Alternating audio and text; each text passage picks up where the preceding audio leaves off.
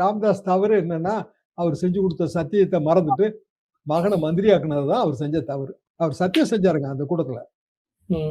பாமக தூக்குழா கூட்டத்துல எங்க எல்லாரும் முன்னாடி தான் சத்தியம் பண்ணாரு. இந்த சத்தியத்தை நான் மீறினால் என்னை முச்சந்தியில் நிறுத்தி சவுக்கால் அடிங்கள்னாரு. கடைசியில என்ன ஆச்சுன்னா, சவுக்கு இங்கே சத்தியம் எங்கேன்னு கேட்டு எல்லாம் போர்டு வச்சாங்க. சோ வெறுத்து போயிடுச்சுங்க. ஐகான். இப்ப நிறைய ஜாதி சங்கங்கள் இருக்கு. அதுல பாடுபட்டு இருப்பாங்க நிறைய பேர் ஜாதிக்காக. அவங்க ஐகான்ஸ். ஓபிஎஸ்க்கு அப்படியான எந்த ஒரு கிரெடிபிலிட்டியும் கிடையாதுன்னு சொல்றீங்க. முக்குளத்தோர் மத்தியில என்ன கிரெடிபிலிட்டி இருக்குன்னு நான் கேட்கறேன். சரி, 10.5% ரிசர்வேஷன் எடப்பாடி கடைசி ஆட்சியோட கடைசி காலத்துல கொடுத்ததுங்க, பண்ணிருக்கு. அதுல வந்து முக்குளத்தூர் கோவம் வந்துச்சு.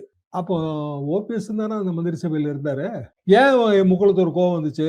அவங்க ஏற்கனவே அந்த காலத்துல விரல் ரேகை சட்டத்தால பாதிக்கப்பட்டு டிஎன்சியா இருந்தாங்க. டிஎன்டி ஆக்சுவலா டிநோட்டிஃபைடு ட்ரைபல் அந்தஸ்து. வட இந்தியால பாத்தீங்கன்னா அந்த விரல் ரேகை சட்டத்தால பாதிக்கப்பட்டவங்க, குற்றப்பரம்பரை சட்டத்தால பாதிக்கப்பட்டவங்க ட்ரைபா இருக்காங்க. இப்பவும் சுதந்திர இந்தியால டிஎன்சின்னு மாத்திட்டாங்க, டிநோட்டிஃபைடு கம்யூனிட்டி. அப்புறம் வெறும் பிசில தான் இருந்தாங்க.